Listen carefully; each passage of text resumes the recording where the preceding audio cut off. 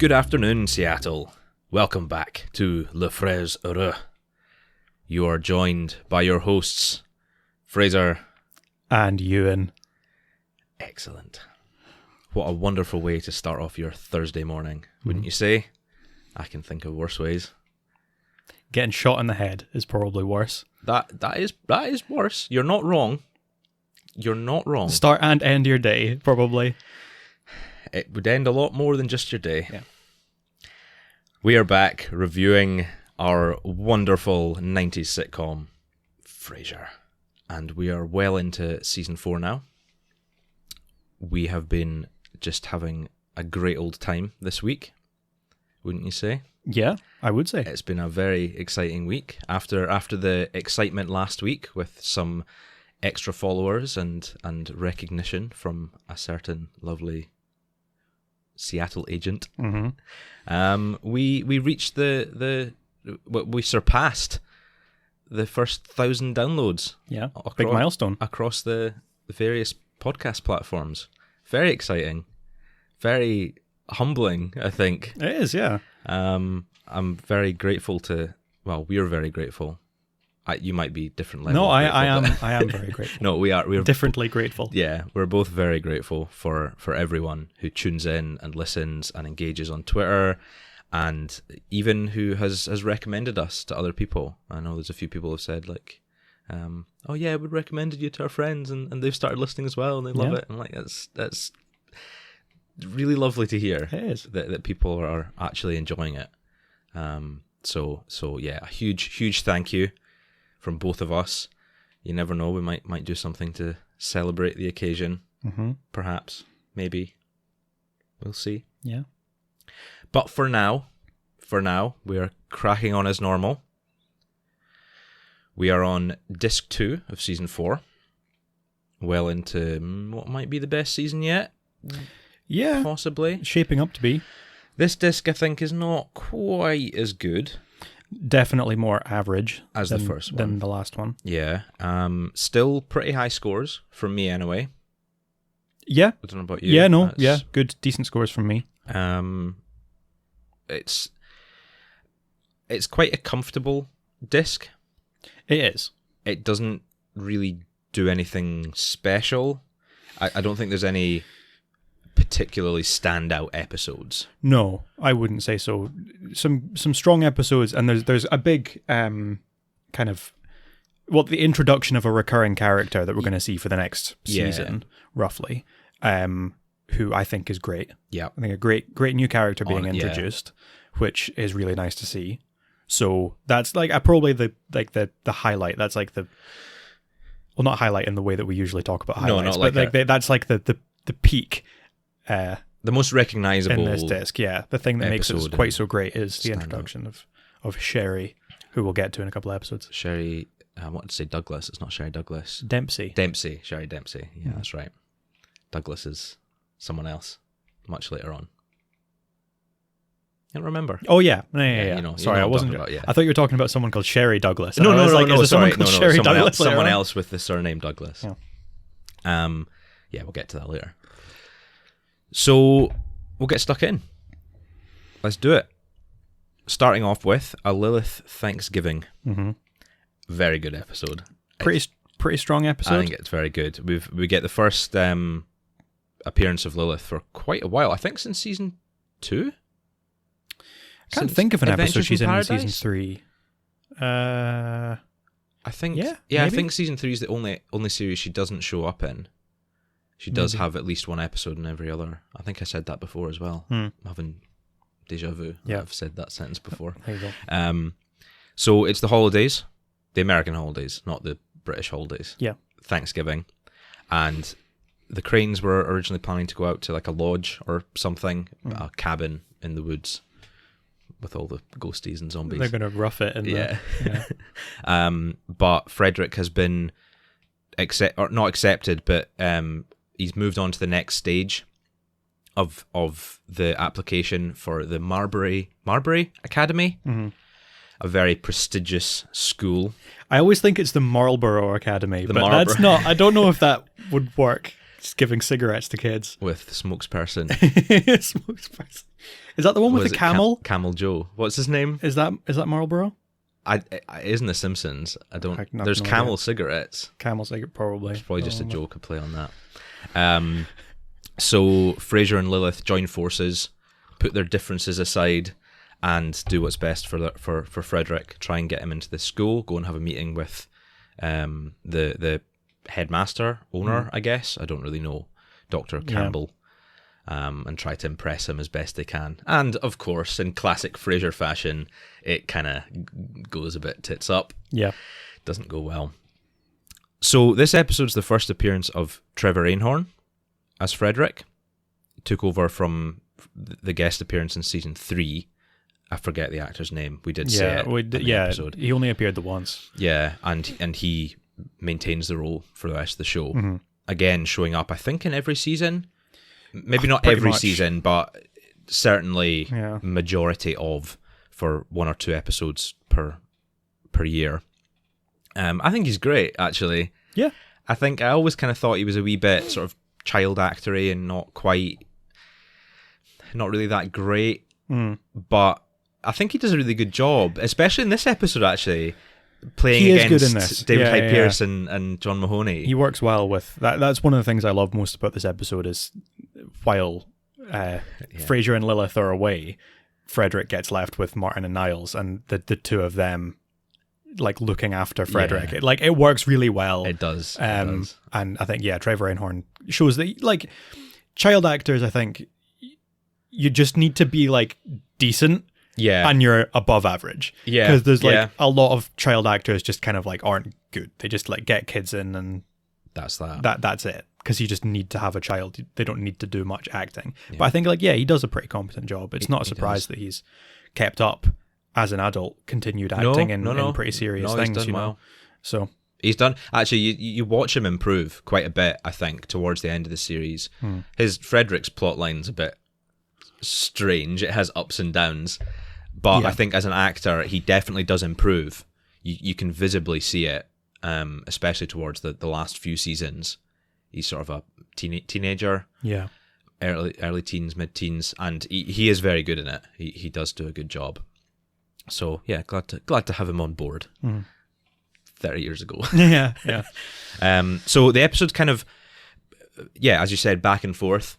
We're split between Lilith's kitchen, where Niles is employed to help cook the turkey, while Lilith and Fraser go off to the... it's not the school itself, it's Dr. Campbell's home, house, I suppose, And Martin looks after Frederick, or tries to look after Frederick.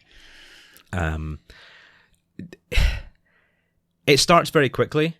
We get the majority of the episode in Boston at Lilith's home and at Dr. Campbell's home. We just kind of get a brief introductory scene of them preparing for the cabin. They get the phone call that they're going out to Boston, and then the rest of the episode's kind of on its way, and that's that. But it kind of, I love the back and forth. I love the sort of alternating scenes between Lilith's house and Dr. Campbell's house. Yeah. It just, each time, both sets are getting more and more raucous. They're getting more chaotic. They are, chaotic. That's a better word for it. Yeah. So they go to the first meeting, Fraser and Lilith, and it's all fine and it's all golden.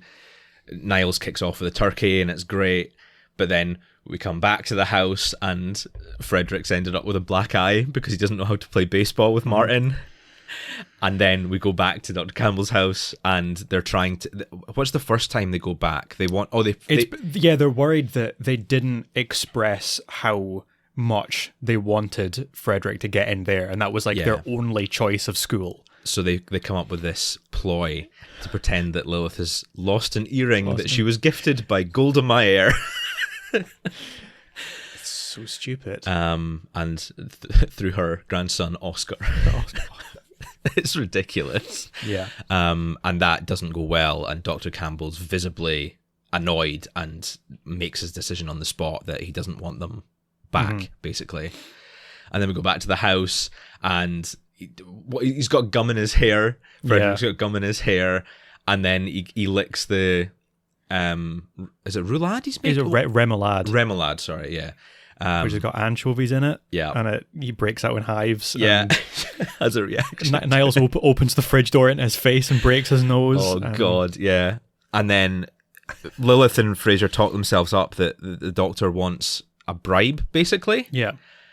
When I think it was like an offhanded comment that the spaces go to like benefactors first. Yeah.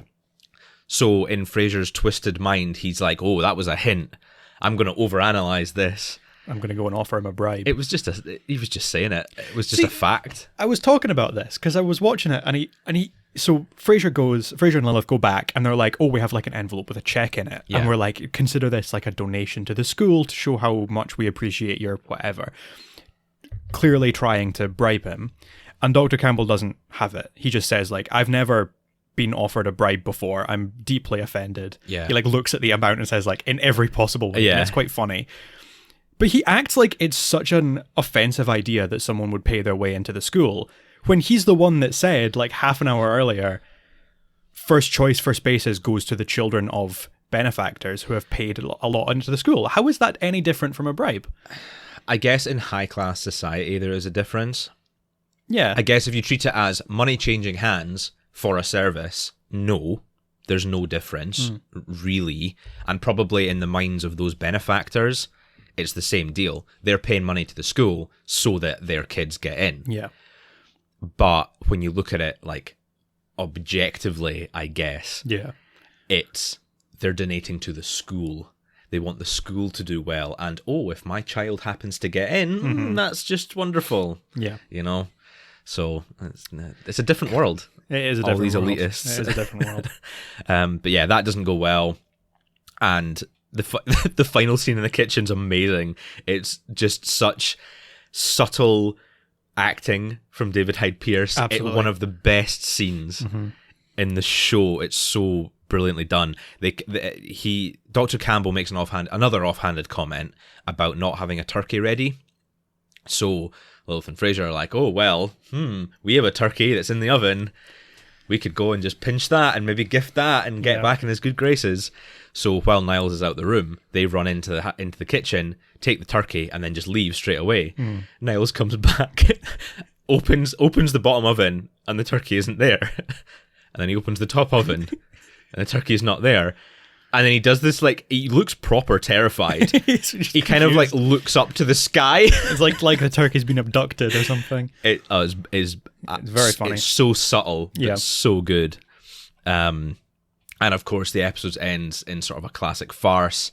Farce. I've used the word farce quite a lot to describe Frasier, but I don't really know what specifically defines a farce. I think it's more like a misunderstanding. Yeah. Leading to It's more just like situation. classic sitcom territory of like the two of them just make the situation so much worse. Yeah. So Dr. Campbell has two couples and their respective sons round for Thanksgiving. Jane Lynch plays one of them. Yeah. And they're having a bit of a disagreement. They've just finished putting their differences aside because one of the kids has gotten into the school and the other one hasn't and has had to go to another school that the other family looks down on, and it's this kind of elitist thing. They're very at each other's throats. The same with like the Ivy League schools. Oh yeah, you've 100%. got like Harvard and then Yale, and they always have the argument which is better. Yeah. I don't even know any of the other ones. Brown. Is Brown one of the Brown and Ivy League? I don't know if it's Ivy League. It's kind of the one that people joke about as like it's where you go if you can't get into Ivy League. Yeah. It's like how people make fun of Edinburgh if you can't get into Oxbridge, you know? Hi, Mum and Dad. Yeah. Two Edinburgh graduates. Anyway, so they show up and they make it so much worse by kind of like making comments about how they're trying to get Frederick in because it's such a fantastic school, and then the two couples start going at each other's throats and shouting at each other, and it's funny. I like it is good. Like it is just making the situation so much worse, and just sort of the ineptitude of Fraser and Lilith to actually get anywhere. They're trying so hard and they can't.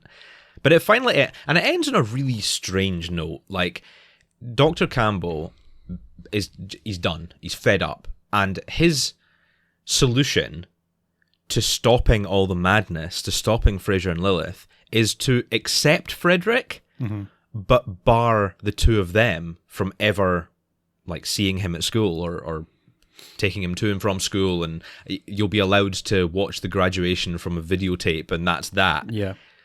And it's like, that's not the only solution. Yeah. Call the police. Yeah. Get a restraining order. Don't give them the satisfaction of thinking they've won. Yeah. Well, it's very strange, but mission failed successfully. Yeah, I exactly. suppose. Yeah. They get Frederick in, and they don't really mention Marbury again. They say that he does well at school. Yeah, they do make comments about his schooling going well, and yeah. I feel like there's maybe other episodes of him like getting into prestigious high schools or whatever. I don't really know how the school system works in the States. Well, certainly you have like private schools. Elementary school, and then there's junior high, and then high school? I think it depends. I think it depends on public versus private. Yeah. In Frasier, they talk about prep schools. Yeah. And I'm like, is that just a fancy name for an elementary school? Or is that like elementary? I don't know. Junior high? Possibly.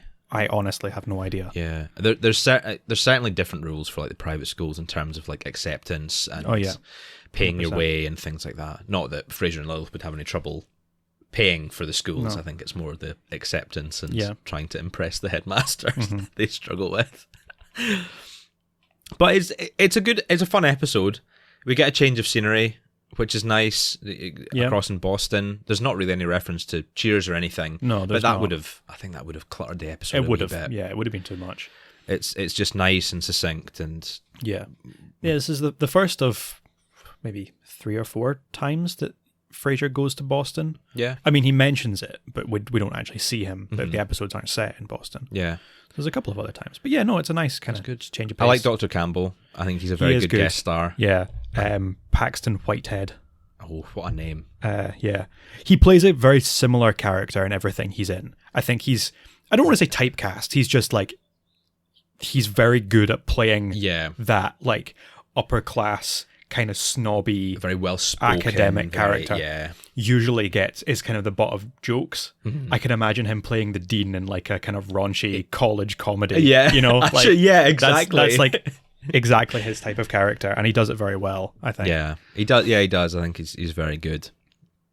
So yeah, I give it a 4 out of 5. Yeah, honestly, I think I'm tempted to increase it because I did. Yeah? I gave it a 3.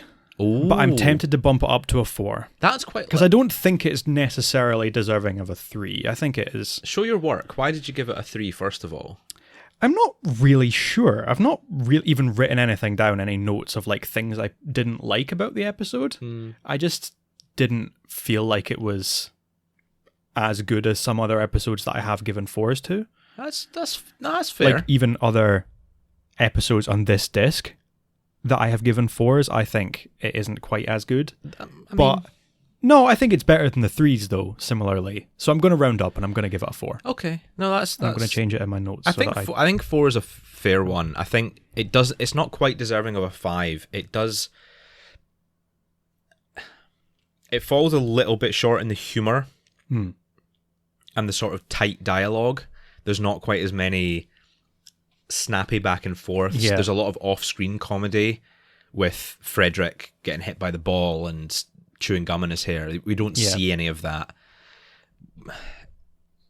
The scene with the other couples and their sons around Dr. Campbell's table, they're kind of introduced very late into the episode, and it is funny, and it does lend to like a good final scene with Fraser and Lilith interrupting. But I don't know. It just feels very almost tacked on.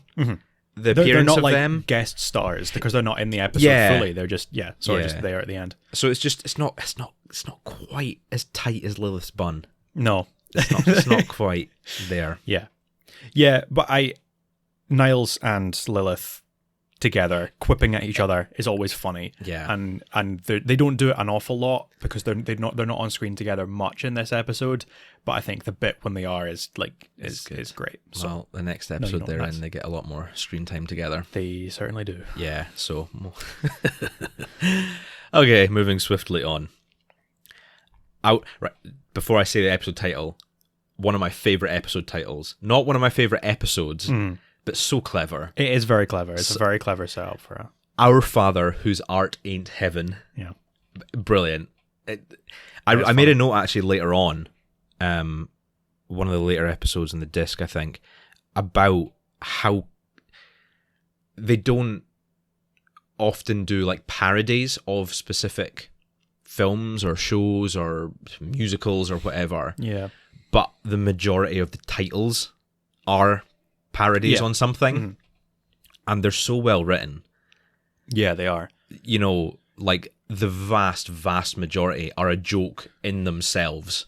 I think season 4 probably has the best of them. If I were to rattle off some that I thought were really good, season 4 probably has them. Like the next episode after this, I could just say, like, Dad loves Sherry, the boys just whine. Very good. That's very funny. In the next disc, we have Roz's Krantz and Goldenstein are dead, which is really funny. Yeah. To Kill a Talking-Bird. To Kill a Talking-Bird is good. Oh, is that this season? Yeah, that's the next disc. That's season. Next disc as well. Yeah, so there are some really good ones. Very good. Yeah. But for now, Our Father whose art ain't heaven. So there's a bit of a pre-episode discussion between Martin and the boys. He's a bit upset that they won't let him pay for anything. They're going out to dinner. They're going out to, I think they're coming back from a movie, a Jean-Claude Van Damme movie, which I'm sure Fraser and Niles just loved. Yeah. And he's a bit miffed that he's not being allowed to pay for anything because they obviously see it as, well, they make more money than him, but he wants to treat his boys and he wants to take them out and pay once in a while. Martin's a very traditional guy, and that's kind of how it was, I suppose. Yeah. The man of the house would pay for everything, I guess, back in his day. And they go out to, is it Le Cigare Volant they go to? Yeah. And we meet Francois. He's good. He is funny, yeah. Francois is good. And again, Fraser won't let him pay because it's a high-class restaurant. He makes a pretty offensive comment that Martin can't afford it. Yeah. Which is a bit rude. And to be fair, he might not be able to afford it, but it's still a bit cruel. And in order to settle the score, Martin decides to purchase some artwork from the restaurant that Fraser and Niles supposedly loved. Yeah. But they did not. And Fraser ends up with a lovely Matador painting. A Cordoba. A Cordoba in his living room. Olé. I'll be honest, I quite like the painting. Yeah, I don't hate it. I'm not wild about like matadors. No. And the subject matter, but the painting itself is very sort of abstract, lots of... It's very colourful. Very but colourful. It's like the... Yeah, so you've got the shot of like the bull and the matador, but then the background is almost like a Jackson Pollock. It's just like splashes of colour, and it's very bright. And of course, Fraser hates it because it doesn't fit in. It's not classy, but it's not necessarily that different from any of the other art he has. His stuff's all very abstract. It's very like geometric. And so having something with just like a person in it is very different. But no, I think it's pretty good. It's all right. I'd put it up. I'd put it up. But that leads, of course, to Fraser's indecisiveness of whether to tell Martin or not. He doesn't want to go home and see the painting there. He just doesn't really know what to do. He's a bit lost. And I don't know. Just a bit of honesty goes a long way. Yeah. And I think he leaves it too long. Ultimately, he does tell Martin that he doesn't like it.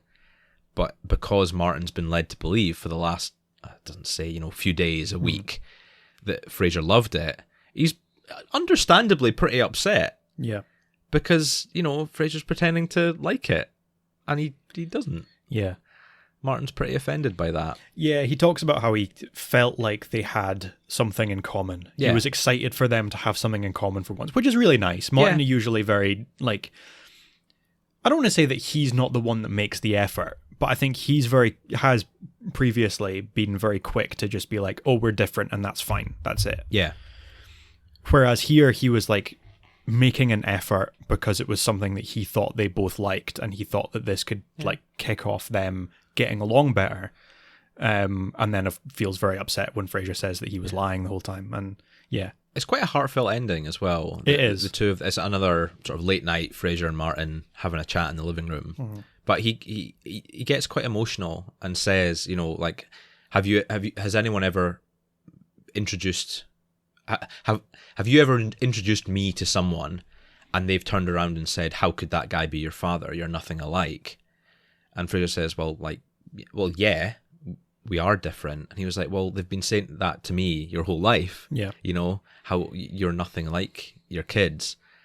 And he's quite emotional at the thought of them finally bonding over some common ground. Mm-hmm.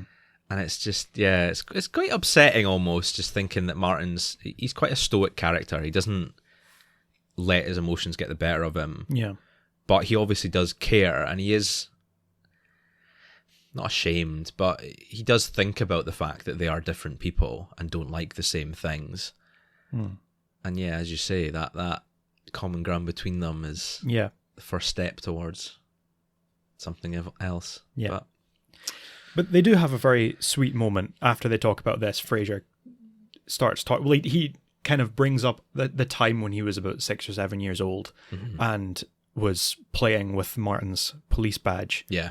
And he explained that it's not a toy, it's a symbol of whatever, and goes on. It's about helping people and about being honest and having integrity and all this.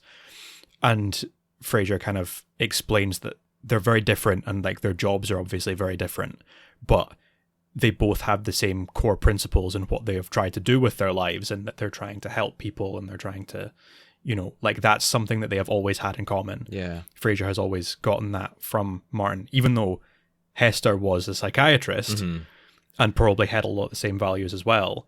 It's that, the principles and everything. The morals of Martin, that's where it came from. And they'll always have that, even if they have different tastes in art. And it's very sweet. It is nice. It is nice. He thinks he's going to get gifted the badge in the end, Fraser, but he gets a bolo tie. God, who wears a bolo tie in this day and age? God. Texans, maybe. Yeah. No, it is. It's a sweet episode, and it's yet another one that surprised me, honestly, because I never really gave this one much thought.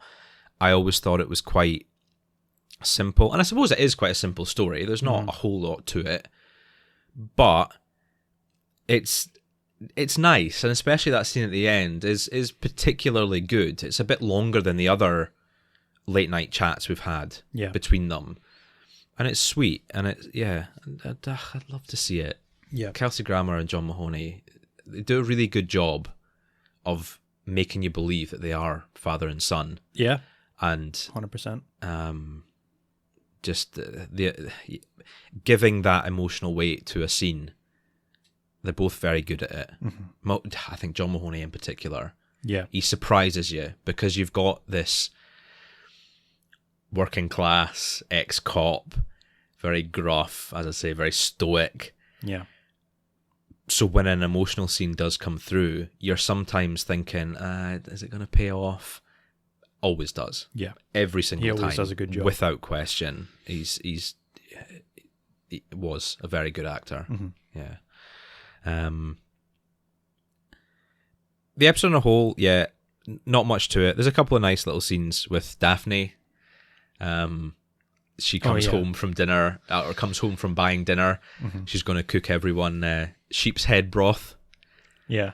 And it turns out it's a sneaky ploy to get everyone out of the house because she knows that everyone's going to run away.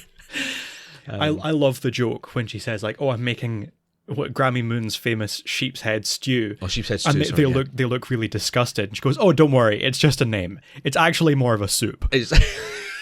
That's it. Always makes me think of that joke in The Simpsons when it's you're getting sent to Monster Island. Oh yeah. It's "Oh, don't worry, it's just a name. It's actually more of a peninsula." Yeah. Side note, not relevant. They make that joke twice in The Simpsons. Do they? There are two separate episodes, completely unrelated, and they make that same joke. And it always annoys me when I see it, because I'm like, you're just rehashing that same joke. There you go. Yeah. I actually saw something in a Lilith Thanksgiving. They have the joke about Golda Meir having a grandson called Oscar. Yeah. Oscar Oscar Meir being a brand of hot dogs. Oh, Oscar Meir. Oscar Meir. Yeah. Are you being serious? Or are you making fun of me? I never thought of that. I genuinely never thought of that. I thought the joke was that, like, Golda Meir was she was the Prime Minister of Israel. Yeah, very esteemed woman, and would never have a grandson with a name sort of as common as Oscar. I thought that was the joke. The joke is that it's Oscar Meir, like the hot dogs. Oscar Meir wieners. To be fair, we don't really have Oscar Meir isn't a brand here. We don't get them. Not at all. So I didn't really. I think my first introduction to the Oscar Meir being a thing is from this episode. I never got that. Yeah. But anyway, that makes it so much funnier. It is funnier. I should have given it a 5. But yeah, so apparently that joke was actually, I don't know if it was intentionally reused, or if it probably didn't have the same writer, but there's a very similar joke in an episode of Golden Girls where one of the characters is talking about Golda Meir and like convinces Betty White's character, who's quite dim, convinces her that Golda Meir's husband was called Oscar. Oh, really? And it's this like kind of stupid thing of just, wouldn't it be really funny if Golda Meir had a family member called Oscar Meir? Yeah. Wow. Okay. Yeah, I'm showing my Britishness a wee bit. Oh yeah, no, not understanding these jokes. Yeah, there definitely are. Like I didn't know who Golda Meir was. That's maybe more of an age thing rather than a British possibly, thing. Yeah, I think. But yeah. Oh well. Golda Meir, Golda my ass. I do like that though. Yeah. So yeah, it's good. The only other scene's the crying scene. I think is a wee bit over the top. It is a little. I think it's very funny. After praising everyone's acting, I think that's a bit extreme. Yeah. When they finally break down, when Fraser finally tells Martin about the painting, they all have a big sort of crying fit over just the whole situation. Niles as well. Oh, Niles was hosting a party, and I think I was going to say Niles' B plot. I think is quite funny. No one turns up. Yeah. He is hosting a party and then finds out that Maris is also hosting a party on the same night, and they're competing over guests. Yeah. Maris keeps poaching all of his guests and spreading rumors about how awful his party is going to be. He's going to have a karaoke machine, apparently. So everyone backs out. And then in the end, he calls Maris to confront her and then just goes, "No, that sounds great. I'll see you at 7. Can I bring anything?" Totally bottles it, yeah. But in amongst the crying fit, he comes in and he gets really upset over the fact that no one wants to go to his party. He starts crying because everyone else is crying, and then it all comes out. No one wants to come to my party. Yeah. Oh, excellent. But it's very funny. It's you know what I mean? Like, it is a funny scene, but it's so fake. Yeah. All the crying's so fake. In a way, and it takes away from the genuine emotion that happens later on. A little bit, just a touch. It doesn't feel nearly as real. Yeah. So yeah, other than that, slight dip. Mm-hmm. What did you? How many cups of coffee? So I gave it a 3. Okay. I gave it a 3 because I wouldn't. I guess similar to the last one, like it's not as good as other episodes that I have given 4s to. Okay. So I don't really think I can justify giving it a 4. Right. But still pretty strong compared to other episodes. Lots of good jokes in it. It does have the emotional weight that I like, but it's just not up to the usual standard of like the 4s and 5s. That's fair. I used pretty much the same reasoning as you, but for not giving it a 5 over a 4. I settled on a 4 because I think it is actually very good, and I think I've often the episodes that I've historically not liked, I'm coming back to now, and I think I'm giving them mostly like 4s, sometimes higher. Yeah, because they surprise me so much, and I'm kind of like, oh wow, they are very good episodes. Yep. And this is one of them. It's got a lot of good humor in it. The stuff at Le Cigare Volant, and all the crying fit, and Niles trying to organize his party and everything, and then of course the final scene. It does add up. I think it's pretty strong. It's a good episode. Fair enough. Good episode. So settle on a 4 cupper. Moving on. Dad loves Sherry, the boys just whine. I don't think that's a play on anything. It's just a clever... No, it's a funny joke. Just a clever title. The introduction of, as we said, Sherry... oh, God, I forgot her name again already. Oh, God, that's bad. Sherry Dempsey. It's first thing in the morning. It is pretty early, yeah. Give me a break. Sherry Dempsey. Martin's love interest for the next season or so. Yeah. Not to give too much away. But he's still with Maureen at the start of the episode. Mm-hmm. We start with Maureen and Fraser having a discussion on how she wants to break up with him, but wants to let him down easy. Yeah.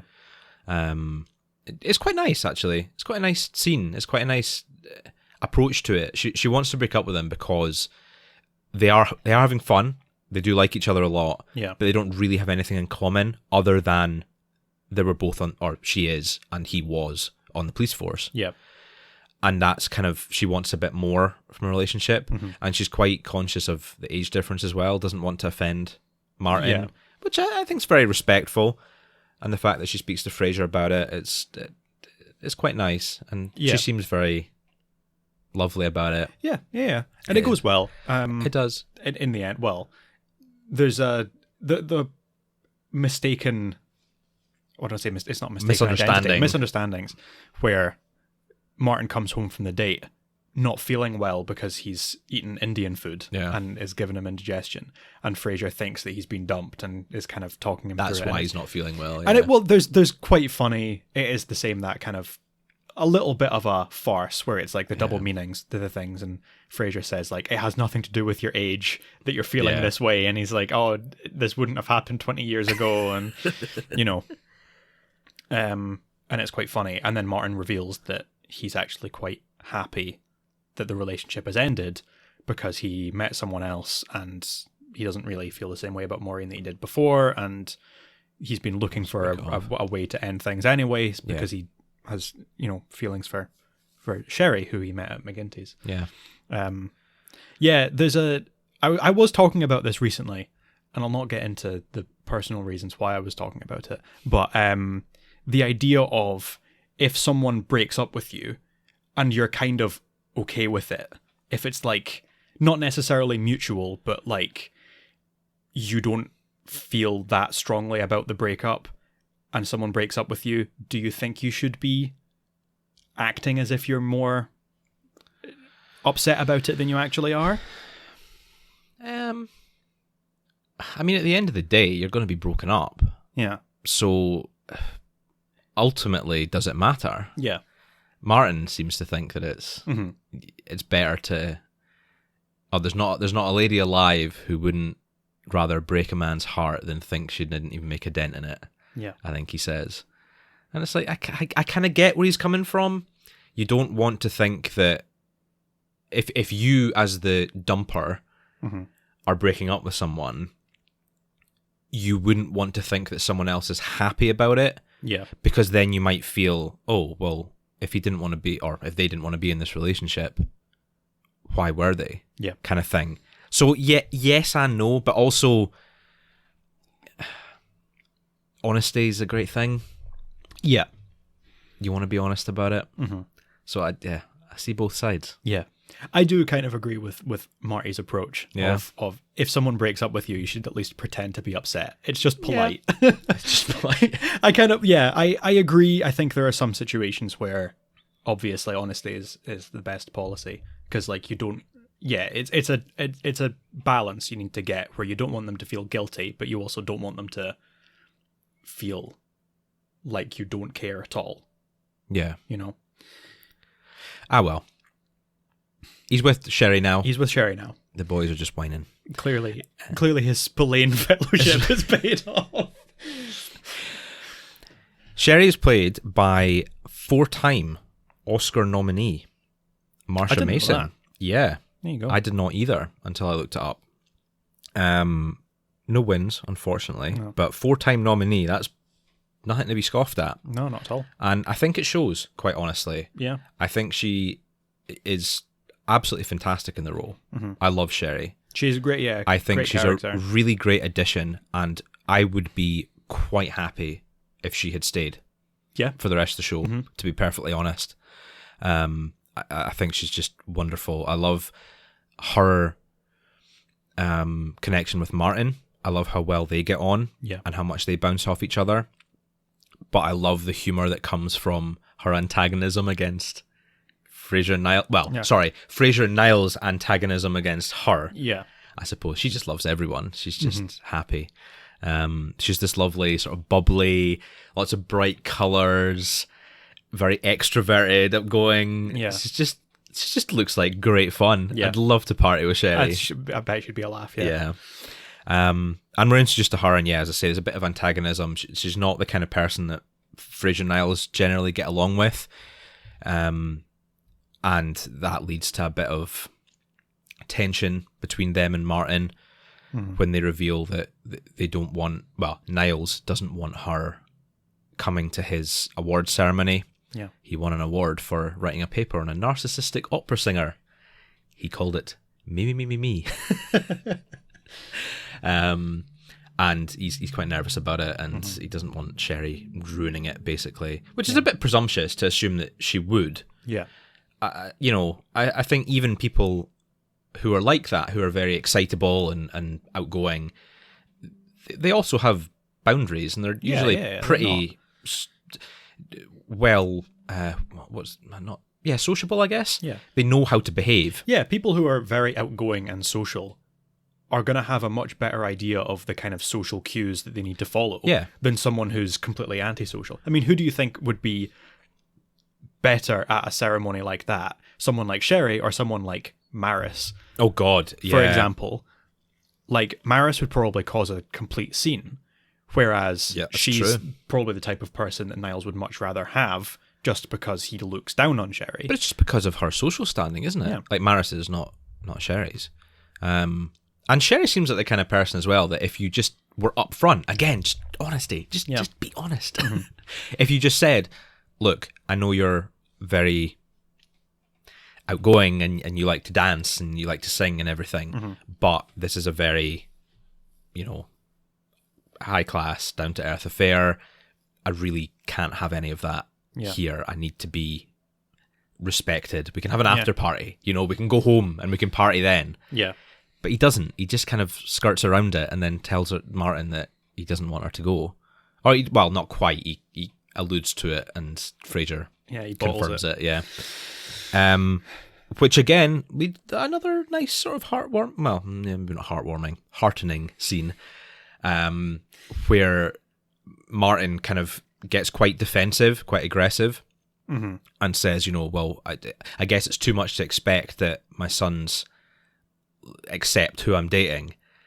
And they look very, solemn and repentant. I feel very guilty, clearly. Very guilty. And then Fraser's like, wait a second. What? And makes Niles jump. Yes, he does. Niles, When have you ever made Lilith or Maris or Diane feel welcome? You hate all of them. You're always making jokes at them. And quite right. Yeah. They kind of glossed over that for most of the episode. It didn't click for them. Yeah. And Martin, maybe a little bit unfairly, says that, I picked your mother, and I've got not the best taste, but I picked someone that everyone was happy with. Yeah. And then kind of realizes what he said, and he's like, well, no, that wasn't really fair. And they all agree that, if there's nothing nice to be said, we'll just say nothing at all, and we'll make sure that everyone's happy. And that's quite nice. I like that in the end. He says something about one of the reasons he likes Sherry so much is one of the same reasons that he liked Hester so much, and that is that they can find something to like in anyone. They can get along with anyone because they always see the best in them. And I find it really, because we obviously, Hester having passed away before the events of Frasier, we never see her properly. We never see her properly on screen. But there was an episode of Cheers where she appeared, not played by the same actress, but Frasier's mother meets Diane when Frasier and Diane get together, and the whole episode is just centered around the fact that Hester absolutely hates Diane. absolutely hates her. She's easy to hate, to be Yes, fair. she is. Yeah, Diane is not a pleasant character, but that's not a comment on Shelley Long. I think she's great. Yeah. I think she does such a good job. She's clearly a great actress because it's such a hateable character. But yeah, Hester just absolutely hates her, and I find that really funny. Especially if it's like she can get along with anybody and she still hates Diane. Everyone except Diane. Yeah. She's so bad. Yeah. It's nice. And it's good that they kind of come to this agreement that they're all just like, look, we'll just be happy. Fraser gets in the last word, though, when he invites Lilith around for... Yeah. What is it? It was not Thanksgiving, it can't be. Just invite... When next time she's in town or something. Frederick's visiting, yeah. And Martin obviously has to grit his teeth and say yes, because he's in front of everyone. Yeah. Very good. So a couple of things about this episode that I noticed and I wanted to point out. First of all, it's Martin's birthday in the episode. Yep. That's when we're introduced... That's the scene we're introduced to Sherry. She comes around and brings birthday presents and a bottle of cold duck wine. Is it wine? Is it like sort of spritzer or whatever? It is wine. It's like sparkling rosé, right? Okay. But it's not very well thought of. It doesn't. Yeah, it doesn't look particularly tasty. Martin's birthday in previous seasons has been right at the end of the season. Yeah, but here it's kind of right in the middle. And I didn't do the math. I didn't have the brain capacity last night to sit and figure it out whether that's a shift in where the timing of the seasons is or was, or if that's just a mistake and they just wanted that to be, his birthday and they didn't really care where it sat. I don't know in the season. I'm just trying to think of when. So the Christmas episodes are usually around the same time each season. Yeah, they're usually, well, I guess around like episode 7 or 8.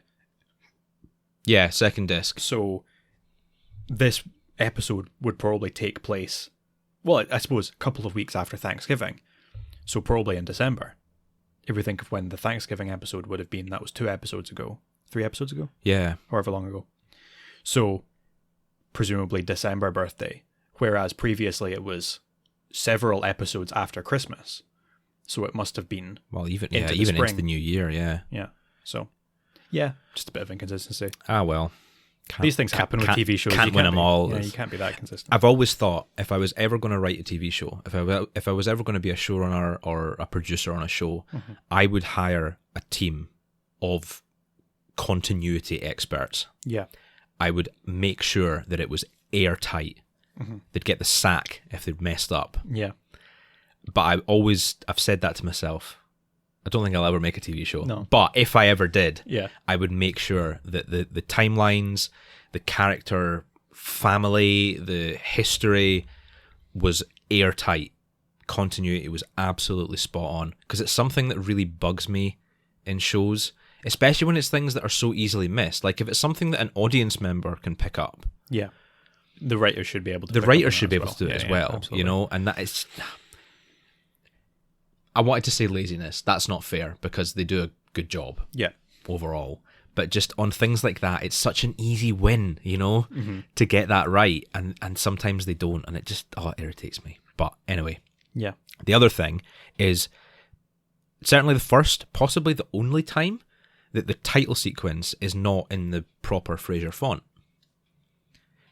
Yeah. That's true. Not title sequence, title card. The little card, yeah. When they're sitting in Cafe Nervosa, there's a joke about Sherry coming in and she's found the boys' treehouse. Yeah. And the title card for that scene is "No girls allowed," and it's written in sort of like a crayon, child's handwriting kind of font. And I think maybe the only time. Yeah, I can't think of many other times. Certainly the first. I can't think of any other time. But there's probably one or two more, but yeah. So I thought that was interesting. That is interesting. Yeah. Yeah. There's an interesting fact about Marsha Mason. Yes. That I noted. So they make a comment about how, Sherry was on stage. And Frasier's like, Broadway? And she says, no, Las Vegas. And I suppose it's kind of like looking down on people performing in Las Vegas. But it's probably a comment to the fact that Marsha Mason was a Broadway actress, appeared a lot on Broadway. And appeared regularly in Neil Simon plays. Neil Simon, who wrote The Odd Couple. She was married to Neil Simon. Yeah. So I thought that was sorry, was that your fact? That was my interesting fact. I stole your thunder. Was that she was married to Neil Simon. Sorry, yes. And appeared a lot of his plays. Yeah. I think that was I think I read 3 out of the 4 Oscar nominations. Oh, were they? Were from adaptations from him. There you go. I think. I don't think I've seen many of. I've seen the Odd Couple film, the original one with Jack Lemmon, but I've not. No, too old for me. Yeah. I'm afraid. So, what do you think? I gave this a 4. I also gave it a 4. Yeah. I think this is a very good episode. It is. Yeah. I don't know if there's anything about it that's necessarily bringing it down. I just wasn't feeling a 5 for this one. Yeah. I almost give it a 5 as well. Yeah, it's one of those ones where it's like you can't quite. There's not really anything wrong with it. There just isn't anything that gives it that extra little boost. Yeah, I don't know. I'll settle for a 4. Yeah. 4's solid. Definitely a 4. We've not done. I was going to say we've not done many guest callers. There's not been many scenes in. There's not many in scenes KCL in this. Yeah, in this disc at all. There's really not. There's not many guest calls. I think there's actually maybe only 2 guest callers across the whole disc. There's one certainly in the final episode. Yeah, of the and disc. there's one I missed. There's one in Our Father Who's Already in Heaven. John Cusack. Oh, yeah. From various High Fidelity and Say Anything. Countless other things. Very famous actor, John Cusack. He calls in and he's got all of these psychological symptoms, and Fraser's just sitting listening and says, well, there are 2 options. Either you need to be committed immediately because you're seriously mentally ill, or you are a psychology student in first year and you have just learned all of these words and now you've become a hypochondriac. Yeah. And it's quite funny. Poor John Cusack. Yeah. So there you go. There we go. And next we have Liar Liar. Yeah. Pants on Fire. That's not the full title. It's just Liar Liar Liar. Liar. One of my favourite openings to an episode. It is a good little scene at the beginning. I do really love it. It's very comforting. I don't know. There's something very realistic and very just lovely about everyone sitting together at an after party. Mm-hmm. They've been at the CBs. And they've come back to Fraser's apartment. Bulldog and Roz and then everyone else has come back, and they're sitting having a drink and chatting over the evening. Yeah. And just sitting talking. There's just something very nice. It just reminds you of when you would sit at a party into the wee hours of the morning and sit and chat with your friends. Yeah. It's just, I don't know, it just feels good. Yeah. But during this discussion, they start to get onto the topic of lying, and Fraser poses the question, is lying ever okay? And everyone kind of has a different take on it. Mm-hmm. Bulldog gives the example of it's the lying's okay if it's like the ones that you'd tell a chick in bed, don't worry baby, I've had a vasectomy. It's one of them, which is God, that's so gross, pretty horrific. Yeah, but goes to Bulldog's character, I suppose. Yeah, Roz has told her gammy that she's won every award she's ever gone up for. She won the Miss Seattle pageant as well. Yeah. Because she's old and doesn't really care. She just wants to be happy. Not going to know the difference. And Fraser and Niles get onto the topic of how they told a lie in prep school about pulling the fire alarm. And Martin gets quite angry. I was going to say annoyed, but he's quite angry about it. Yeah. Because he swore up and down to the school and to everyone that, no, it wasn't my boys. My boys don't lie. They told me they didn't do it, so they didn't do it. Mm-hmm. And now he's finding out, well, you did. You did do it. And it resulted in one of their classmates, John Rajeski, getting expelled from school. And Fraser feels quite guilty about this. Mm-hmm. And Niles doesn't, because he was a huge bully Yeah. and tormented them through prep school. And that's the remainder of the episode is Fraser tossing up how he can alleviate himself from the guilt. He wants to go and speak to John, and he does go and speak to John, try and figure out, how did this affect his life? He's ended up in prison. Yeah. Did he end up in prison because he was expelled and started him down his life of crime? Niles is sort of the polar opposite, is saying like, nah, leave it. Yeah. He's a bad person. What does it matter? He was always going to end up in jail anyway. He was a bully. And Niles' stance is kind of, if it wasn't for them pulling the fire alarm and then lying about it, getting him expelled, something else would have probably shortly after. And then the exact same, he would have gone and done the same things anyway. He would have gotten expelled, gone to public school, fallen in with a bad crowd, done whatever. Well, it's not that he stole a car. He got caught driving a car that wasn't his. That was his first offence, yeah. And then he was on probation from that, and then he passed a bad check. Yeah. And then yeah, that's what he was doing time for. Presumably not a long sentence. No, those things don't get you. Well, I suppose maybe if you're on probation, America, it's who different. knows? But certainly here, you would probably just get a fine for things like that. Oh yeah. But where do you come down on this? I kind of tossed it up. Yeah. Between both of their stances on it. There are plenty of people I know from school that I kind of think something bad was bound to happen to them regardless of when it happened or who caused it. So I'm tempted to side with Niles. Yeah. But at the same time, I don't necessarily believe that people are ever inherently evil and like bad and do bad things just because they're bad people. There's always like an element of like the situation that causes it to be different, Yeah, I think I kind of come down in the middle as well between the two of them, because what Niles says, and what you said as well, I think is spot on, that if that didn't get him expelled, something else would have. Yeah. If he was the bully that Fraser and Niles said he was prior to the incident with the fire alarm, he deserved to be expelled. Yeah.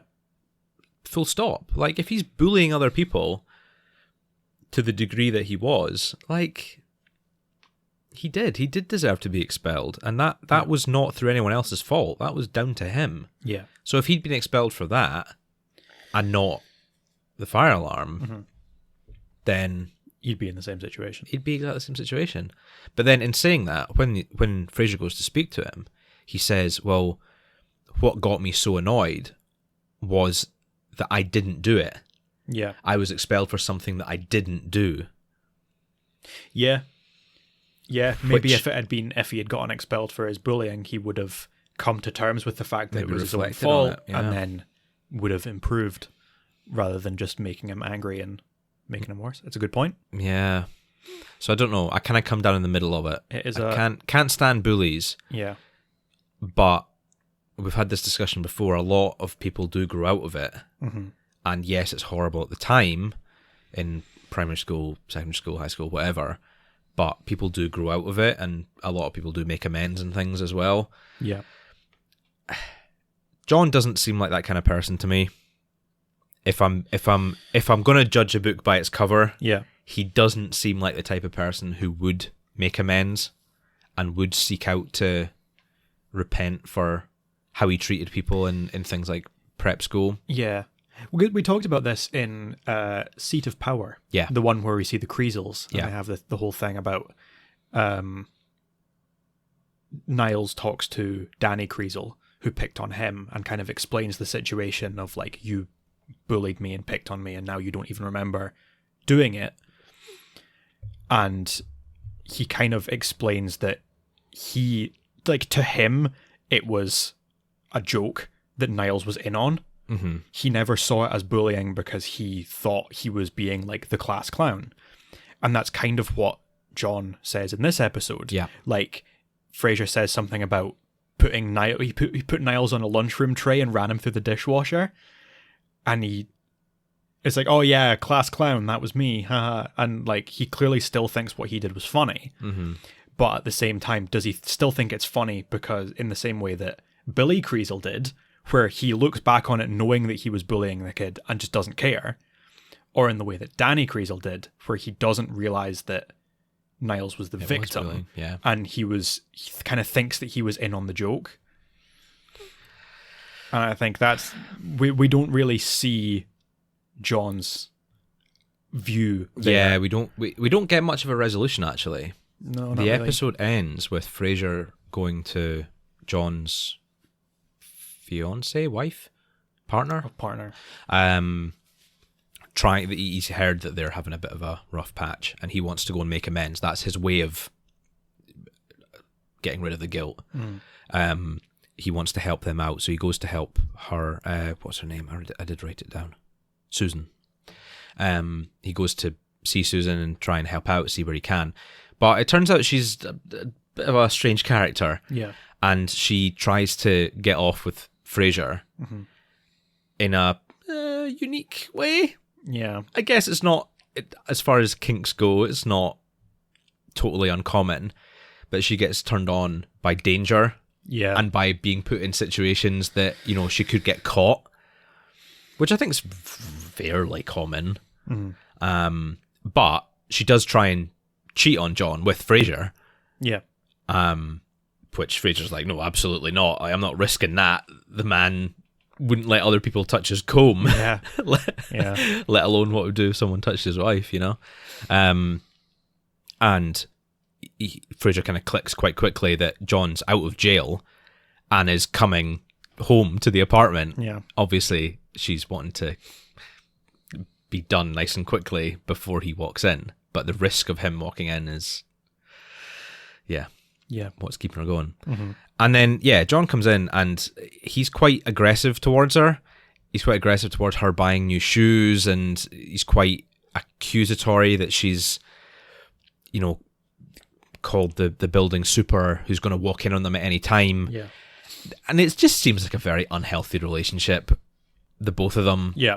And there's no real resolution to the story. Fraser's hiding in the cupboard at the back, and as John starts to read his poem that he wrote in jail, that is not very good, Fraser sets off the fire alarm and they all escape the building. And that's kind of it. We don't really see Fraser getting rid of his guilt.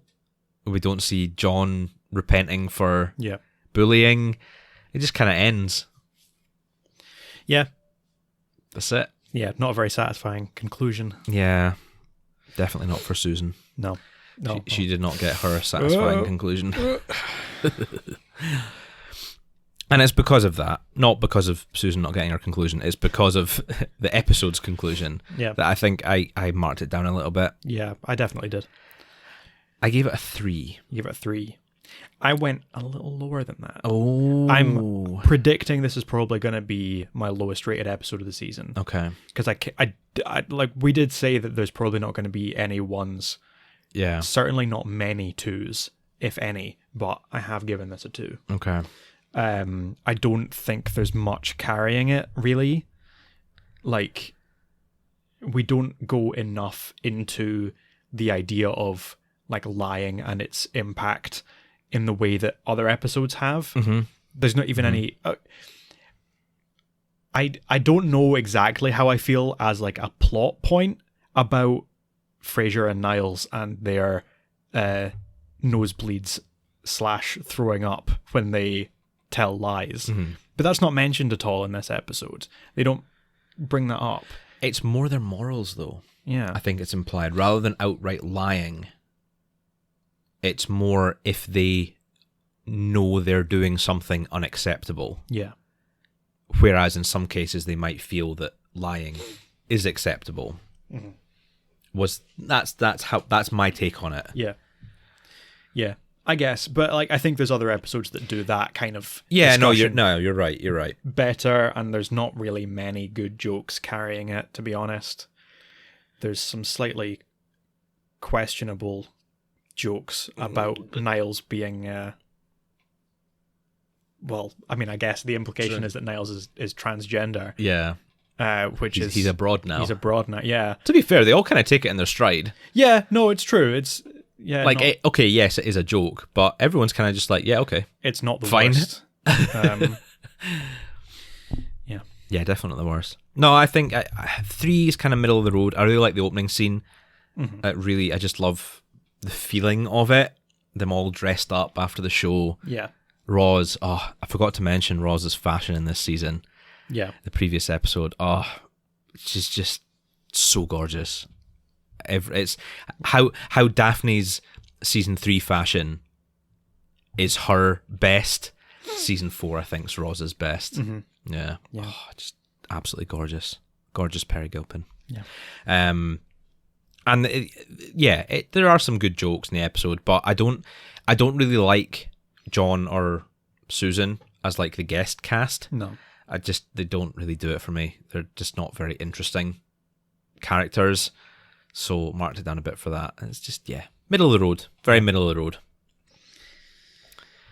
Luckily, the next episode's a bit better. Yep. Better guest cast as well. In my opinion, anyway. Better guest characters anyway. Yep. 3 days of the condo. We have Ms. Langer. Ms. Langer is the head of the condo board in Fraser's building and is kind of on the warpath.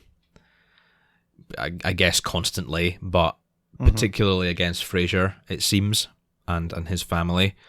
He wants to put up an oriental door knocker on the front door of his apartment. And Ms. Langer... Oh, a very loud motorbike. There's been very loud cars going past. Yeah. It's very annoying. You're lucky you don't live as close to the road as I do. I don't know what it is about the road that I live on, but people at like midnight go herring up and down it. These idiots in their souped up Nissan Micros. Yeah, it's like these kind of crap cars that they've sunk a bunch of money into making just as loud as possible. And they just bomb up and down and make a nuisance of themselves, and I hate it. To each their own. Yeah. We've got Fraser, they've got their fancy cars. Yeah. Who's the real winner here? Well, not me, because I have to listen to them. The real winner is our listeners, who get to listen to us. That is much more pleasant. Oh, well put. Very well, very well put. So, Ms. Langer, is on the warpath. Won't let Fraser put up his door knocker. He takes that very personally and decides to try and go up against her, basically, eventually running for president against her, thanks to the encouragement of Dr. Dorfman in a sort of Watergate-esque scene in the parking lot. But Martin kind of throws all those plans out the window for Fraser when he is caught nude in the building's hot tub. It's such an unfortunate circumstance. It is. But it's good. It's good. I need to find some better synonyms other than good and great or don't like this episode. Yeah. I need to find more constructive ways to critique it. But I do enjoy it. I do think it's very good. I like Ms. Langer. She's a great character. She does a very good job at being evil. Yeah. Kind of a like Cruella de Vil type character. Yeah. Just kind of clearly very wealthy. I think she's presumably a widower or potentially never married. If she goes by Ms., it's nobody's business. Yeah. Basically, is the intention. Yeah. She a bit power mad as well. She likes being in charge. She likes bossing people around, which nobody really appreciates ever. It's it's an episode that doesn't have much to it. It's very straightforward. Fraser is wronged by the condo board. He wants to get his own back by becoming board president.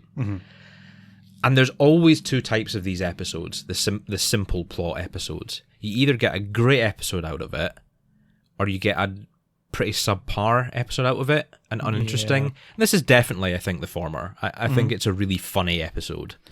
Yeah, there's definitely some strong bits. You've got the Watergate scene with Dr. Dorfman is great. I love these jokes about Dr. Dorfman. Kind of, he refers to himself as Mr. X. Yeah. And he's kind of trying to be like the mysterious man in the shadows.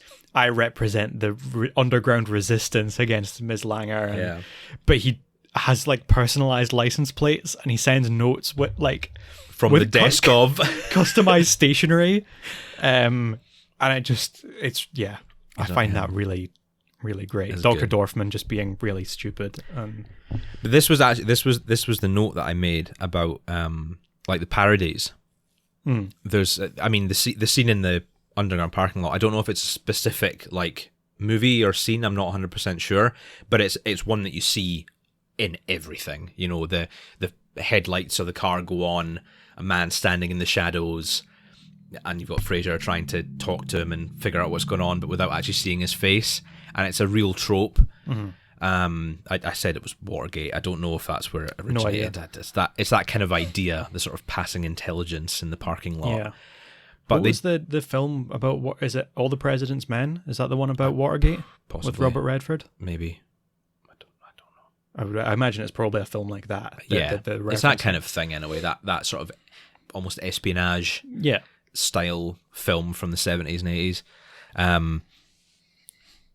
But they don't often do parodies like that in Frasier. No. They're often quite original in their treatment of those styles of scenes. And yes, it has its own unique take, but this is, it's plucked straight out of one of those films. And that was when I was trying to think of other times they've done that, and I can't really think of many. No, they don't. None off the top of my head. And that led me to like the titles, the episode titles, the title cards. They're often parodying something. Yeah. But the actual subject matter isn't really reflected. It's just a funny pun on something else. Yeah. What else can be said about this episode? Not an awful lot. There's there's a little bit of a B plot with Niles and Martin. Martin uses Niles' apartment. Yes. For a date with Sherry. Yes. And then goes out to the opera. Leaves because the opera is not up to his standards. The soprano is not doing a very good job, or whatever it is. Couldn't hit an A sharp over a high E to save her life. Yeah. Then comes home and sees what Martin and Sherry were doing in his apartment, and then he hit the note himself. Yep. And it's quite, There's a bit of it's awkwardness. They refuse to look each other in the eye afterwards. Yeah, and I think there's a lot of jokes in the conversation between Frasier and Niles. Niles explains what happens. They're in the lift going up to Frasier's apartment, and Frasier starts talking about how it was similar to the time that he walked in on Maris in the shower, and says like, "Oh, I didn't get that much of a look. It was like glimpsing a birch sapling through a thick fog." Jeez. Yeah, it's good. And I think that some good jokes there. We've also got the scene in the end.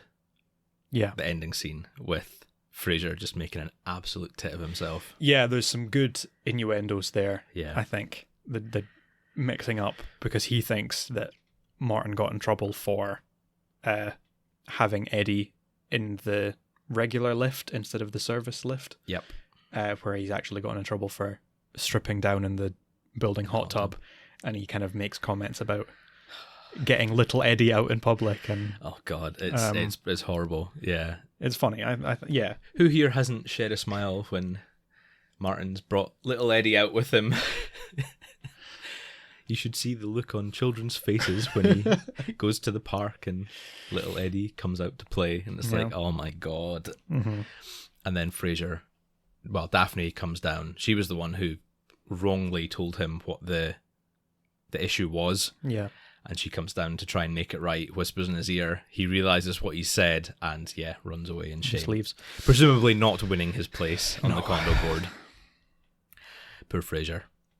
He'll have to suffer through Ms. Langer a little bit longer. Ah, well. It's good. Again, there's that word. That simple word. I need to expand my vocabulary. Yeah. It's an interesting episode. It's a bit more unique in that it's all it's not quite a bottle episode.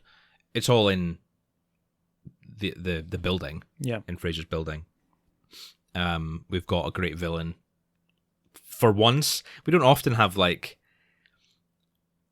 evil characters. Yeah. In Frasier. Yeah, there are. I think when they do them, they tend to be good. Yeah. At least I always like them.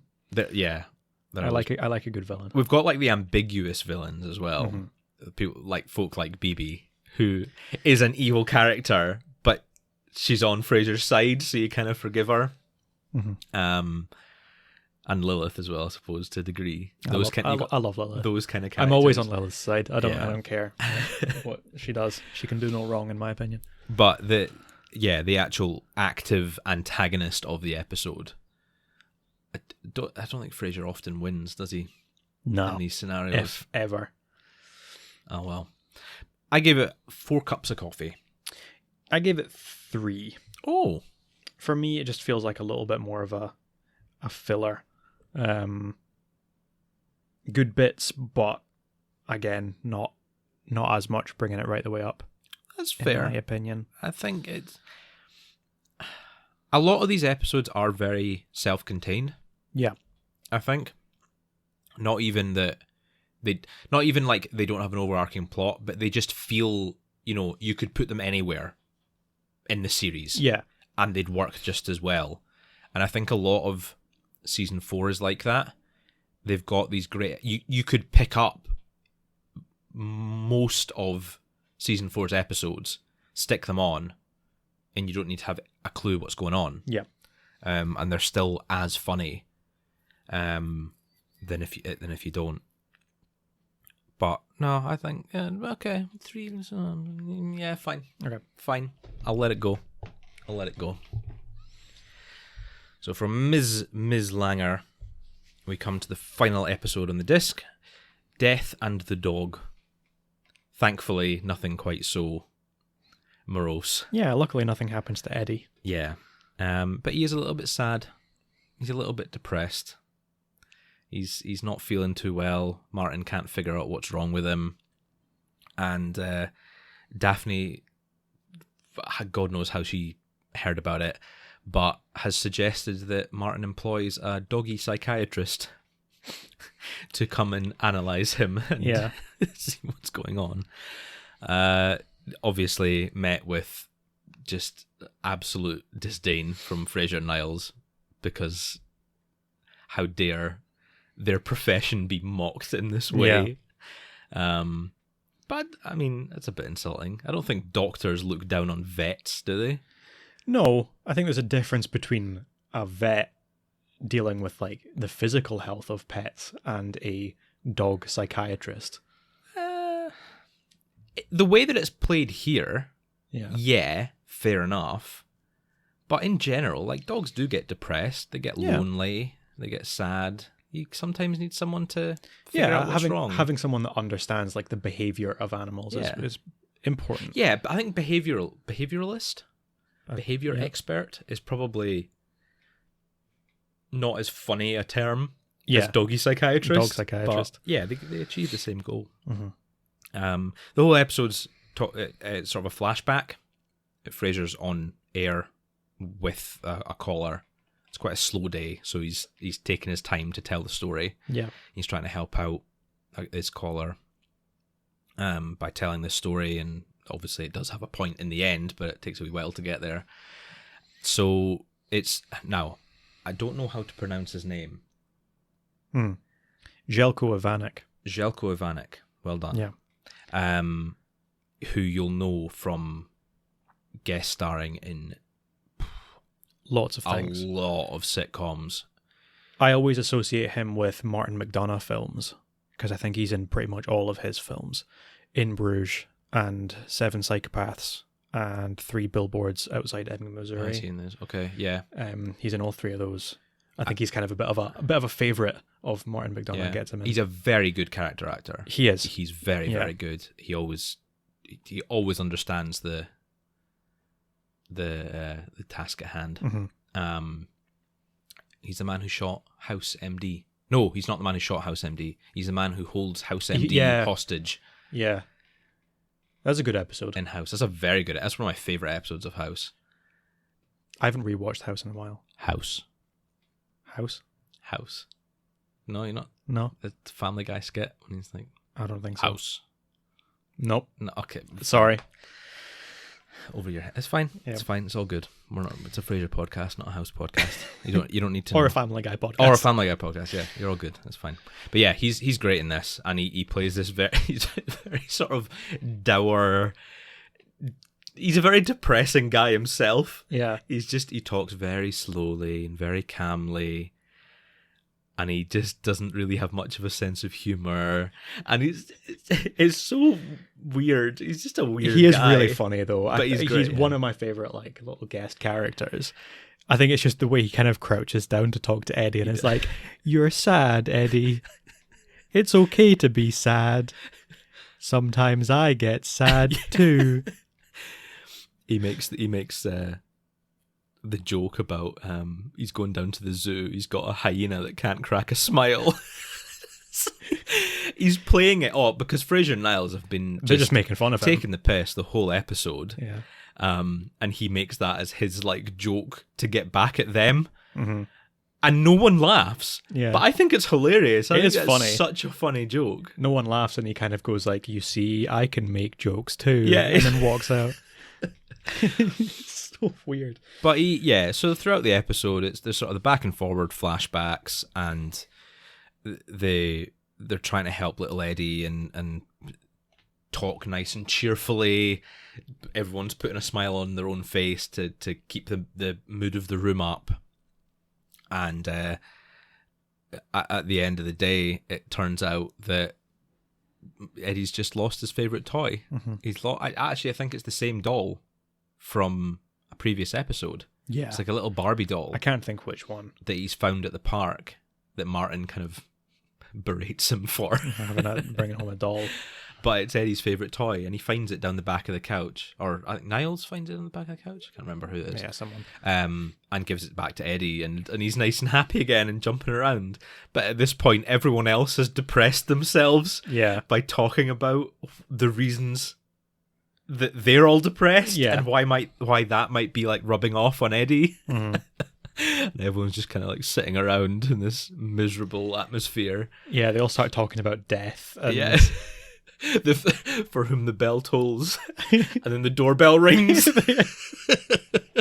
Oh no, it's not the doorbell. It's sorry, it's the kitchen timer. The kitchen timer for the cookies. Yeah. And everyone kind of looks around like, did anyone else hear that? It's very good. Yeah. It's a funny episode. We've got some good interaction with Roz as well. Roz gets a bit more of a prominent role in this episode. While Fraser's telling the story, there's also like a B plot within the flashback of Roz meeting a gynecologist. Yeah. She wants to date him, but it turns out he's a bit strange. Yeah. He has a collection of antique speculums. Yeah. Oh yeah, can't imagine that would be very pleasant to look at. But they don't get along well, and the caller who Fraser's retelling the story to is more interested in Roz and the gynecologist. Yeah. Which results in Fraser getting a cup of water poured over his head for telling the story. But I like seeing more of Roz. We're coming up on the end of her, not the end, but like less frequent her trying to find a man. Mm-hmm. That kind of plot line that is just sort of played for laughs. She's a single woman who likes to sleep around and can't keep a man down. Yeah, we're kind of coming to the end of those kind of jokes. Yeah, big plot point at the start of season 5 that changes all that. So I'm looking forward to it. I like talking about Roz. I like Roz's character. I love her character development. So I'm looking forward to that. But that's I think I love that Fraser's telling this story, trying to prove a point, but the caller is just more interested in like the gossip with Roz and the gynecologist. She doesn't really care. But the ending message is nice as well. Just that, you might think that something big is wrong or, bad things are happening, but at the end of the day, maybe just a little thing will change your mood and Yeah. and make you happy. You know, Eddie's little doll. Mm-hmm. That's all he needs. He just needs just something to make him happy. And I like that. Yeah. I like that message. Just, no Yeah. matter how bad things seem. Yeah, there's always something to make you upset if you go looking for it. Yeah. So don't go looking for it. Just, try and just stay positive and look at the good things in life. And yeah, it's nice. It's a good message. Oh, and little Eddie's happy again by the end, so love that. I gave this a very middle of the road 3. Yeah, I gave it a 4. You gave it a 4. I gave it a switching 4. around a bit. Yeah, I think it is a fun and unique episode. I like the uniqueness of like the flashback telling and the way that the humor of Frasier's telling of the story leads back into the present and his collar. Yeah, I think that's done very well. It's not like You Can Go Home Again at the end of season 3, where it's just the whole episode is a flashback, sort of sandwiched between very, simple plot to get them to the flashback. Yeah. They do kind of bounce off the present and the past, even if it was only a few days earlier. It's done very well. But it's, despite the jokes and Jelko Ivanek, being very funny and very good, it just, I don't want to say boring. It's not boring. It's just, it kind of makes me a little bit depressed. Yeah. The mood of the episode is quite low. Yeah. Yeah, I can see that. I don't know. It's hard to describe. Just, it does kind of reflect in the writing and the acting and them feeling very depressed throughout. I don't know. Yeah. They sort of, when they open and it's Frasier doing his show and it's really quiet, and that's when, I can't remember her name. Patty Duke is the one that voices her. I can't remember. Alice calls in. It's like there's no one else around KCL, so it gives it the vibe of just like a quiet, sleepy afternoon where there's nothing going on. It's a bit depressing, and then when it first leads into the story, they're at Cafe Nervosa and they're talking about, Eddie's been sad and we can't figure out why. Maybe we should go to a dog psychiatrist. And it's like it's raining outside. It's very grey, and I would use the word dreich, but that's a Scottish thing. It's very grey and kind of just miserable weather, and it feels like it's like that for the rest of the episode. Like I don't know if it is necessarily the case. It but sets the scene. Yeah, definitely. When Dr. Shaw comes and is talking to Eddie, I feel like the weather's really miserable outside there as well, and then later on they're all sitting around talking about the reasons they all have to be depressed, and it's like late at night. Yeah, I can see that. The whole episode just has the feeling of being very sad. Just sad vibe. Yep. Sad vibe. But yeah, still good. I definitely think so, because I love the jokes about like when Frasier and Niles are just making fun of dog psychiatry. Yeah. And they're like just not taking it seriously at all. And then I think a lot of the conversation that they're having when they're all talking about their own reasons to be depressed, and there's a lot of good jokes there. So yeah, for me it's a 4. Very good. Very good. 4 out of 5. Still strong disc. Yeah, definitely. Bit middle of the road, but nothing other than Liar Liar, which is maybe a little bit on the lower side of things. Still strong. Still strong. The next disc, just rocket ship taking Shoots off up in terms of quality. It's wonderful. Can't wait to get onto that. Can't wait to watch them again. It's actually been a while since I've watched some of these episodes. Yeah, and the next disc is full of absolute corkers. Several very strong episodes here. Yeah, love it. Absolutely love it. Well, there we go. Disc 2. Any highlights you want to? Oh, I don't know what I would give it to be totally honest. There's not a huge amount of like standout scenes or episodes or anything. What's a good bit? There's a really funny joke at the beginning of Liar Liar, and as much as this was my lowest rated on the disc, they're sitting around, they're talking about the various lies that they've told, and Daphne tells the story of when she was in school and she convinced all of her friends that she had an embryonic twin attached to her hip. And it's like, oh, everyone was completely disgusted by it, and it didn't, completely ruined my social life. But for a while there, it was nice having a sister. And she's clearly completely drunk. Yeah. But it's just Daphne being really weird as usual. And then there's just a little Niles reaches over and takes her champagne glass out of her hand and hands it over to Frasier, and they kind of just like look and kind of just nod at each other like, you could just take that. Yeah. And it's very funny. No, that is good actually. I think it's a little. No, that is a good scene. I do like that. I'm trying to think what I'd maybe give it to Sherry. Yeah. I'd maybe give it to the introduction of Sherry. I think she makes quite an impact, and it's nice seeing Martin happy as well. He, the character is played very differently when Sherry's around compared to what we've seen. Yeah. He is very happy, he's very jokey, he's very outgoing. And I really like that. I really like how they can adapt the character to the situation in the relationship. And just Sherry's great. Yeah. Just a fabulous woman. Just absolutely love her. Yeah. Absolutely love her. So I think, I'll give my highlight to just Sherry. The introduction of Sherry. Looking forward to more of her. Yeah. I like how casual we get some appearances with her as well.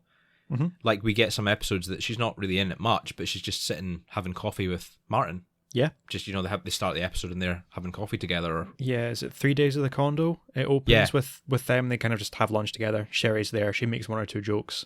She's not really relevant to the plot overall, but it's nice having her. Yeah, and we get a few episodes like that, which, really nice. Really nice. Good job, Marsha Mason. Yeah. I wish I knew you for more things. Yeah. I'm sorry that I don't. But we love you in this. Mm-hmm. Yeah.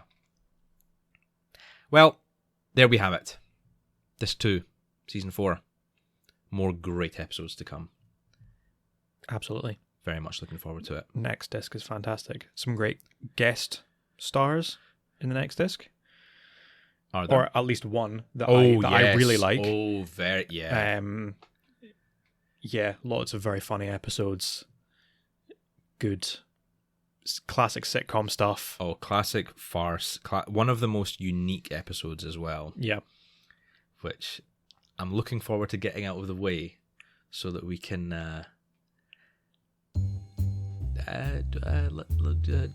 maybe do our own little spin on things, maybe. Yeah. Let's leave that as vague as possible. Mm-hmm. Very much looking forward to that. Yeah. We will see you next week. Thursdays, as always. But for now, we'll wish you a great day, good mental health, and thank you for listening.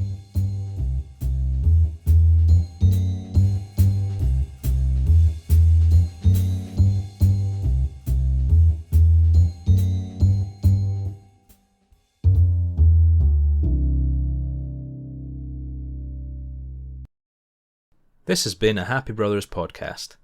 Make sure to follow us on Twitter and Instagram @HappyBrosPod. All opinions are our own, and as always, special thanks to Leah O'Donnell for the show's artwork.